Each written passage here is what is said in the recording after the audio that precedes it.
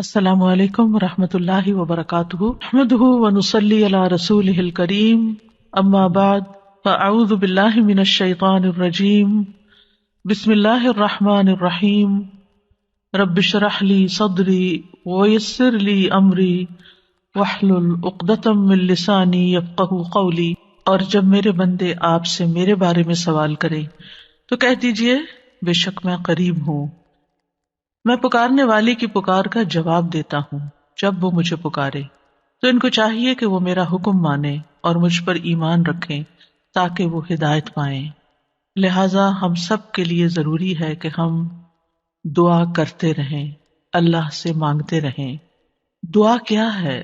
دعا کا مطلب ہے پکارنا، بلانا، اور یہاں مراد کیا ہے کہ انسان اپنی حاجات کے لیے، اپنی ضروریات کے لیے، اپنی مشکلات کو دور کرنے کے لیے یا اپنی بندگی کے اظہار کے لیے اپنے رب کو پکارے۔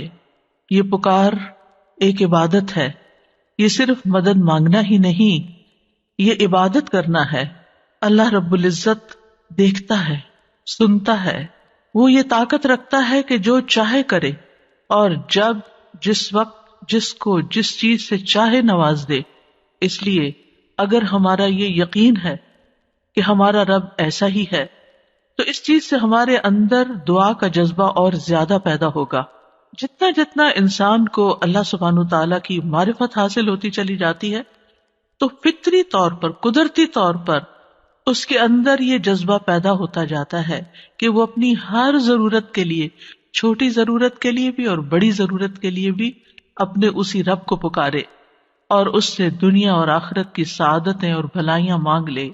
وہ اسی کو اپنا کارساز بنا لے، اسی کو اپنا مددگار سمجھے۔ اس لیے دعا کرتے رہنا چاہیے۔ دعا کا نہ کوئی خاص وقت مقرر ہے کہ اس وقت کا آپ انتظار کریں تو دعا کر سکتے ہیں، نہیں، آپ ہر وقت دعا کر سکتے ہیں۔ اور نہ ہی اس کے لیے کوئی خاص قسم کا عمل کرنے کی ضرورت ہے کہ وہ عمل کریں گے تو ہی دعا کر سکتے ہیں، نہیں، اور نہ ہی اس کے لیے کسی زبان کی پابندی ہے کہ صرف آپ عربی میں ہی دعا کر سکتے ہیں۔ آپ اردو میں، اپنی مدر ٹنگ میں، کسی بھی زبان میں آپ دعا کر سکتے ہیں۔ وہ دعا اللہ تعالیٰ تک پہنچتی ہے، وہ دعا کو سنتا ہے اور اپنی حکمت کے مطابق اس کی قبولیت کا فیصلہ کرتا ہے کہ کیا بندے کو یہی چیز دے دی جائے جو وہ مانگ رہا ہے، یا اس سے بہتر کوئی چیز دی جائے، یا پھر اس سے کوئی بلا ٹالی جائے، یا اس کے لیے آخرت میں ذخیرہ کر لیا جائے، کیونکہ اس کے باقی اعمال اتنے نہیں ہیں کہ جن کی بنا پر یہ وہاں نجات پا سکے گا۔ تو اسے دنیا میں اس کی من پسند چیزیں دینے کی بجائے اس کے لیے آخرت میں اعمال کا ذخیرہ کر دیا جائے تاکہ اس کی آخرت میں نجات ہو سکے۔ لہذا ہم سب کو دعا کرتے رہنا چاہیے۔ دعا عظیم عبادت، شرف والی عبادت، وہ عبادت جس کو اللہ تعالیٰ پسند کرتا ہے، وہ عبادت کہ جسے چھوڑ دیا جائے تو اللہ تعالیٰ ناراض ہوتا ہے۔ دعا توحید کی بنیاد ہے، یہ ہمیں اپنے رب سے قریب کر دیتی ہے، اس سے ہماری مشکلات آسان ہوتی ہیں، تکلیفیں دور ہوتی ہیں، ہمیں برکتیں حاصل ہوتی ہیں۔ لہٰذا جو مشکلات سے نکلنا چاہتا ہے وہ دعا کو اپنے لیے لازم کر لے، کیونکہ اللہ تعالیٰ ہی پریشانیوں کو دور کرتا ہے۔ امن یجیب المضطر اذا دعاہ ویکشف السوء، بھلا کون ہے جو لاچار کی فریاد رسی کرتا ہے جب وہ اسے پکارتا ہے اور اس کی تکلیف کو دور کر دیتا ہے۔ تو جو شخص بھی مشکلات سے، پریشانیوں سے نجات چاہتا ہے اس کے لیے ضروری ہے کہ وہ دعا کو لازم کر لے، کیونکہ اللہ تعالیٰ ہی پریشانیاں دور کرتا ہے۔ اللہ تعالیٰ کے علاوہ کوئی نہیں جو پریشانی دور کر سکے۔ وقتی طور پر کوئی آپ کو دلاسا دے دے گا، کوئی آپ کی ہمت افزائی کر دے گا، کوئی آپ کا دکھ بانٹ دے گا، لیکن آپ کی مشکل صرف اور صرف اللہ تعالیٰ ہی حل کر سکتا ہے۔ وَإِن يَمْسَسْكَ اللَّهُ بِضُرٍّ فَلَا كَاشِفَ لَهُ إِلَّا هُوَ وَإِن يَمْسَسْكَ بِخَيْرٍ فَهُوَ عَلَى كُلِّ شَيْءٍ قَدِيرٌ، اگر اللہ تجھے کوئی تکلیف پہنچائے تو اس کے سوا اسے کوئی دور کرنے والا نہیں، اور اگر وہ تجھے کوئی بھلائی پہنچائے تو وہ ہر چیز پر پوری طرح قادر ہے۔ ہم دیکھتے ہیں کہ عام طور پر لوگ مشکل وقت میں اللہ تعالیٰ کے سوا سب کو بھول جاتے ہیں۔ آخر میں انسان صرف اللہ ہی کو یاد کرتا ہے، اور یہ صرف مسلمان کے ساتھ ہی نہیں، نان مسلمز کے ساتھ، شرک کرنے والوں کے ساتھ، الحاد کا رستہ اختیار کرنے والوں کے ساتھ بھی یہی معاملہ ہے۔ اور اس میں ہم دیکھتے ہیں کہ ایک مرتبہ جب اکرمہ بن ابی جہل نبی صلی اللہ علیہ وسلم سے بھاگ کر کشتی پر سوار ہو گئے، مکہ سے بھاگ گئے اور پھر جزیرۃ العرب چھوڑنا چاہا، اور جس کشتی پر بیٹھے وہ سمندر کے بیچ میں جا کر ڈوبنے لگی، تو کشتی کے مالکوں نے کہا کہ لوگوں اخلاص کے ساتھ دعا کرو۔ اخلاص کا مطلب یہ ہے کہ بتوں کو بھول جاؤ اور صرف اللہ سے دعا کرو، اس لیے کہ اس کے ڈوبنے کو صرف اللہ ہی بچا سکتا ہے۔ تو اس وقت وہ چونک اٹھے کہ اسی چیز کی دعوت تو ہمیں محمد صلی اللہ علیہ وسلم دے رہے ہیں۔ اس وقت انہوں نے عہد کیا کہ اگر آج اے رب تو مجھے بچا لے گا تو پہلا کام میں یہ کروں گا کہ میں محمد صلی اللہ علیہ وسلم کے ہاتھ میں اپنا ہاتھ دے دوں گا، میں اسلام قبول کر لوں گا۔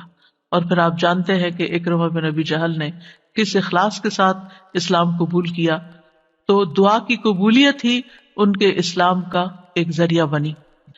اور دعا کرنے کی 3 صورتیں ہیں۔ ایک تو یہ کہ اللہ تعالیٰ کی توحید بیان کرنا، جس میں انسان کہتا ہے یا اللہ لا الہ الا اللہ لا الہ الا انت سبحانک انی کنت من الظالمین، یہ دعا کا ایک طریقہ ہے۔ یہاں آپ صرف اللہ تعالیٰ کی توحید بیان کر رہے ہیں، اپنی کوتاہیوں کا اعتراف کر رہے ہیں۔ پھر اسی طرح آپ کہتے ہیں ربنا، اے ہمارے رب، یہاں بھی آپ اپنے رب کو رب کہہ کے پکار رہے ہیں، گویا اللہ تعالیٰ کی تعریف کر رہے ہیں۔ اور پھر دوسرا طریقہ یہ ہے کہ اللہ تعالیٰ سے انسان صرف بخشش کا سوال کرتا رہے اور رحمت کا سوال کرتا رہے، جیسے استغفر اللہ استغفر اللہ استغفر اللہ، کیونکہ اگر آپ کی بخشش ہو گئی تو آپ کے راستے میں جتنی بھی مشکلات ہیں وہ خود بخود حل ہونا شروع ہو جائیں گی۔ یعنی آپ کو اس وقت کہنے کی ضرورت نہیں ہوگی کہ یار اب مجھے یہ چاہیے مجھے وہ چاہیے، آپ صرف یہ کہتے ہیں کہ اللہ وہ گناہ جو میرے اور تیرے بیچ میں حائل ہو گئے ہیں، جو تیری رحمت تک مجھے پہنچنے نہیں دے رہے، یا رب تو ان کو دور کر دے، تو مجھے معاف کر دے۔ اور یہ چیز انسان کی مشکلات دور کرنے کا ذریعہ بن جاتی ہے اور اس کی حاجات پوری ہونے کا ذریعہ بن جاتی ہے، جو بھی اس کی زندگی میں کوئی حاجت اور ضرورت ہوتی ہے۔ اسی طرح کبھی آپ اللہ سے صرف رحمت کا سوال کر رہے ہوتے ہیں، یا حی یا قیوم برحمتک استغیث، صرف رحمت مانگ رہے ہوتے ہیں، کیونکہ اگر اللہ سبحانہ وتعالیٰ کی رحمت آ جائے تو ساری مشکلات ہی آسان ہو جائیں، پھر تو کوئی غم ہی نہ رہے، کوئی پریشانی ہی نہ رہے۔ اور تیسرا طریقہ ہے کہ انسان اللہ تعالیٰ سے اپنی دنیاوی حاجات مانگے یا آخرت کی ضروریات مانگے، جیسے اے اللہ مجھے مال دے، اے اللہ مجھے اولاد دے، اے اللہ مجھے گھر دے، اے اللہ مجھے گاڑی دے۔ اور صحابہ اتنی چھوٹی چھوٹی چیزیں بھی مانگتے تھے، جیسے جوتی کا تسمہ اگر ٹوٹ گیا تو بھی اللہ سے مانگتے تھے۔ چھوٹی سے چھوٹی ضرورت سے لے کے بڑی سے بڑی ضرورت تک براہ راست اللہ تعالیٰ سے مانگی جا سکتی، اور اس میں کوئی عیب کی بات نہیں، کوئی گناہ کی بات نہیں۔ وہ آپ کا رب ہے، وہ سب سے زیادہ آپ کا خیر خواہ ہے، لہٰذا آپ اس سے نہیں مانگیں گے تو کس سے مانگیں گے؟ اور وہ جو سب کچھ دینے پہ قادر ہے، اس سے نہیں مانگیں گے تو کس سے مانگیں گے؟ لہٰذا اس کو پکارتے رہنا چاہیے۔ تو نمبر 1 طریقہ صرف اللہ کی توحید بیان کرنا، اللہ کی تعریف کرتے رہنا۔ عرفہ کے دن کی سب سے بہترین دعا کیا ہے؟ لا الہ الا اللہ وحدہ لا شریک لہ لہ الملک ولہ الحمد وہو علی کل شیء قدیر۔ اس میں کیا مانگا آپ نے؟ کچھ بھی نہیں، آپ نے صرف اللہ کی توحید بیان کی ہے، لا الہ الا اللہ کہا ہے، وحدہ کہا ہے، لا شریک لہ کہا ہے، اپنے آپ کو اللہ کے لیے خالص کیا ہے، یہ دعا ہے۔ اور پھر دوسرا یہ کہ استغفار اور رحمت کی دعا، اور تیسرا کوئی بھی ضرورت جو ہو کسی بھی زبان میں، کسی بھی چیز کی، روحانی، جذباتی، مادی، دنیا کی، آخرت کی، کوئی بھی چیز، وہ مانگتے چلے جائیں۔ ہم دیکھتے ہیں کہ انبیاء علیہم السلام اپنی حاجات اللہ تعالیٰ کے سامنے رکھتے تھے، مشکل وقت میں اللہ تعالیٰ کی طرف رجوع کیا کرتے تھے۔ کانوا اذا فزعوا فزعوا الی الصلاۃ، یہ حدیث ہے مسند احمد کی، کہ انبیاء پر جب بھی کوئی پریشانی آتی تو وہ نماز کی طرف متوجہ ہو جاتے تھے، نماز پڑھنے لگتے تھے۔ اور کل ہم نے پڑھا تھا کہ دعا کی 2 بڑی قسمیں ہیں، دعائے عبادت اور دعائے مسئلہ۔ کہ عبادت بھی بذات خود دعا ہے، دعائے حال ہے، یعنی ہم ایسی حالت میں ہیں، ایسی عبادت میں ہیں کہ جو اللہ کی رحمت کو ہماری طرف متوجہ کر رہی ہے۔ انسان سب سے زیادہ اللہ کے قریب کہاں ہوتا ہے؟ سجدے کی حالت میں، اقرب الیہ، لہذا خوب خوب وہاں دعا کرنی چاہیے. تو نماز بذات خود پریئر ہے، اس کو کہتے بھی پریئر ہیں. جو صلاۃ کا معنی بھی دعا ہے، تو وہ تو دعا کا مجموعہ ہے. اسی لیے وَاسْتَعِینُوا بِالصَّبْرِ وَالصَّلَاةِ، جب انسان پر کوئی مشکل آئے تو فوراً نماز کی طرف جائے اور نماز پڑھ کر اللہ تعالیٰ سے دعا بھی کرے. اور بذات خود اگر نوافل پہ نوافل بھی پڑھ رہا ہے یا طویل قیام کر رہا ہے، طویل سجدہ کر رہا ہے، تو یہ بھی ایک طرح سے دعا یا عبادت ہی کی حالت میں ہے. انبیاء علیہ السلام کی دعائیں کیوں قبول ہوئی؟ ہم ایک کے بعد ایک پیغمبر کے بارے میں قرآن مجید میں پڑھتے ہیں اور ہر پیغمبر کی دعا کے بارے میں پڑھتے ہیں کہ وہ قبول ہو گئی. کیوں؟ انہم کانوا یسارعون فی الخیرات ویدعوننا رغبا ورہبا. دو کام تھے ان کے. ایک تو یہ کہ وہ نیکی کے کاموں میں بہت جلدی کرتے تھے. یسارعون فی الخیرات، تو دعاؤں کی قبولیت کے لیے کیا ہے؟ نیکیوں میں جلدی کریں، نیکیوں میں دوڑ لگائیں، نیکیوں میں آگے بڑھیں. وَيَدْعُونَنَا رَغَبًا وَرَهَبًا، اور وہ ہمیں پکارتے تھے رغبت کے ساتھ بھی اور رہبت کے ساتھ بھی، امید کے ساتھ بھی اور خوف کے ساتھ بھی. تو انسان کو اپنے رب کو امید اور خوف دونوں طریقوں سے پکارنا چاہیے. تو ہم دیکھتے ہیں کہ آدم علیہ السلام پر جب پریشانی آئی، شیطان کے کہنے میں وہ آ گئے اور پھر انہوں نے دعا کی، ربنا ظلمنا انفسنا وان لم تغفر لنا وترحمنا لنکونن من الخاسرین، کہ اے ہمارے رب، ہم نے اپنی جانوں پر ظلم کیا، اگر تو نے ہمیں نہ بخشا، ہم پر رحم نہ کیا، تو ضرور ہم خسارہ پانے والوں میں سے ہو جائیں گے. تو کیا ہوا؟ اللہ تعالیٰ نے دعا قبول کی. فتلقى آدم من ربه کلمات فتاب علیہ انہ هو التواب الرحیم. اللہ سبحانہ تعالیٰ نے آدم علیہ السلام کی توبہ قبول کر لی. نوح علیہ السلام کی قوم نے ان کے ساتھ بہت برا سلوک کیا. کذبت قبلہم قوم نوح فکذبوا عبدنا وقالوا مجنون وازدجر فدعا ربہ انی مغلوب فانتصر. ان سے پہلے قوم نوح نے بھی جھٹلایا تھا، بس انہوں نے ہمارے بندے کو جھٹلا دیا اور کہنے لگے یہ مجنون ہے، اور وہ بری طرح جھڑک دیا گیا. یعنی قوم کے اوباش قسم کے لوگ ان کے ساتھ ڈانٹ ڈپٹ بھی کرتے تھے. اور بعض روایات میں آتا ہے کہ انہوں نے ان کو اتنا مارا کہ بے ہوش کر دیا. تو انہوں نے اپنے رب کو پکارا، انی مغلوب، رب میں مغلوب ہو گیا ہوں، میرا ان پہ کوئی بس نہیں چلتا، میں ان کے ساتھ ہر طریقہ آزما چکا ہوں، یہ نہیں مانتے، بس تو میری مدد کر. کیا ہوا؟ اللہ تعالیٰ فرماتے وَنُوحًا إِذْ نَادَى مِن قَبْلُ فَاسْتَجَبْنَا لَهُ فَنَجَّيْنَاهُ وَأَهْلَهُ مِنَ الْكَرْبِ الْعَظِيمِ. اور نوح کو بھی جب اس نے اس سے پہلے پکارا تو ہم نے اس کی دعا قبول کر لی، پھر اسے اور اس کے گھر والوں کو بہت بڑی گھبراہٹ سے بچا لیا. وَلَقَدْ نَادَانَا نُوحٌ فَلَنِعْمَ الْمُجِيبُونَ، اور بلا شبہ یقیناً نوح نے ہمیں پکارا تو یقیناً ہم بہت اچھے قبول کرنے والے ہیں. اللہ تعالیٰ نے ان کی دعا قبول کر لی اور پوری قوم کو ڈبو دیا سوائے ایمان والوں کے، اور اپنے بندے کا بدلہ لے لیا. یونس علیہ السلام کی مثال ہمارے سامنے ہے کہ جب اپنی قوم سے ناراض ہو کر، غضبناک ہو کر چلے گئے تھے، چلتے چلتے سمندر تک، سمندر سے کشتی میں، کشتی سے مچھلی کے پیٹ میں، اور مچھلی چلی گئی سمندر کی تہہ میں، اندھیروں پر اندھیرے. فنادا فی الظلمات الا الہ الا انت سبحانک انی کنت من الظالمین. تو اس نے اندھیروں میں پکارا، تیرے سوا کوئی معبود نہیں، تو پاک ہے، یقیناً میں ظلم کرنے والوں میں سے ہوں. تو ہم نے اس کی دعا قبول کر لی اور اسے غم سے نجات دے دی. اور اسی طرح ہم ایمان والوں کو نجات دیتے ہیں، اوروں کو بھی دیں. ان ساری مثالوں میں ہمارے لیے سبق ہے. ہمارے حالات کتنے بھی تنگ ہوں، ہم کتنی بھی پریشانی میں ہوں، لیکن پیغمبروں سے زیادہ پریشانی ہم پر نہیں آئی. بعض جگہوں پر آتا ہے کہ آدم علیہ السلام 300 سال تک یہ دعا کرتے رہے، روتے رہے کہ مجھ سے غلطی ہوئی ہے. بالآخر رب نے ان کو کلمات سکھائے اور پھر دعا انہوں نے مانگی اور ان کی نجات ہوئی. بعض اوقات آزمائشیں لمبی ہو جاتی ہیں، لیکن ہمیشہ یقین رکھیے کہ رب سنتا ہے، وہ ضرور سنے گا، وہ کبھی بھی مجھے محروم نہیں کرے گا. لم اکم بدعائک رب شقیہ، تجھ سے مانگ کر اے رب میں کبھی بھی نامراد نہیں ہوا، تو ضرور سننے والا ہے. پھر ایوب علیہ السلام 18 سال تک ایک بیماری میں مبتلا رہے ہیں. وَأَيُّوبَ إِذْ نَادَى رَبَّهُ أَنِّي مَسَّنِيَ الضُّرُّ وَأَنْتَ أَرْحَمُ الرَّاحِمِينَ فَاسْتَجَبْنَا لَهُ فکشفنا ما به من ضر وآتیناہ اہلہ ومثلہم معہم رحمتا من عندنا وذکری للعابدین۔ اور ایوب جب اس نے اپنے رب کو پکارا کہ بے شک مجھے تکلیف پہنچی ہے اور تو رحم کرنے والوں میں سب سے زیادہ رحم کرنے والا ہے، تو ہم نے اس کی دعا قبول کر لی، بس اسے جو تکلیف تھی دور کر دی، اور اس کے گھر والے اور ان کے ساتھ اتنے ہی اور عطا کر دیے اپنے پاس سے رحمت کے طور پر۔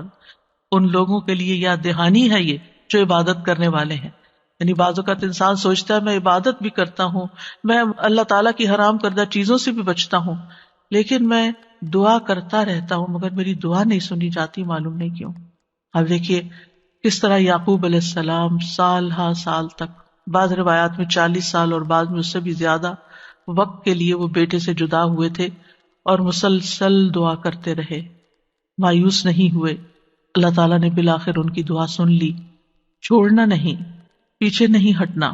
ایوب علیہ السلام نے کہا تھا انی مسنی الضر وانت ارحم الراحمین، اللہ مجھے تکلیف پہنچی ہے اور تو سب سے بڑا رحم کرنے والا ہے، تو سب مہربانوں میں سے بڑھ کر مہربان ہے، تو مہربانی نہیں کرے گا تو اور کون کرے گا۔ تو یہاں انہوں نے اللہ تعالیٰ کی رحمت کی فریاد کی۔ پھر ابراہیم علیہ السلام مشکل ترین حالات میں اللہ تعالیٰ پر توکل کرتے ہیں۔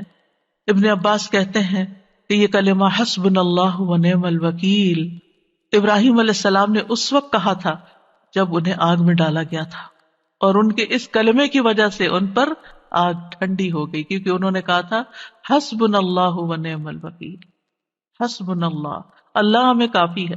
یہ بھی پکارنے کا ایک انداز ہے، اللہ کی رحمت کو طلب کرنے کا ایک انداز ہے۔ اور ان کے اس کہنے پر اللہ سبحانہ تعالیٰ نے کیا فرمایا، قلنا یا نار کونی بردم وسلاما علی ابراہیم، اے آگ تو ابراہیم پر سراسر ٹھنڈک اور سلامتی والی بن جا۔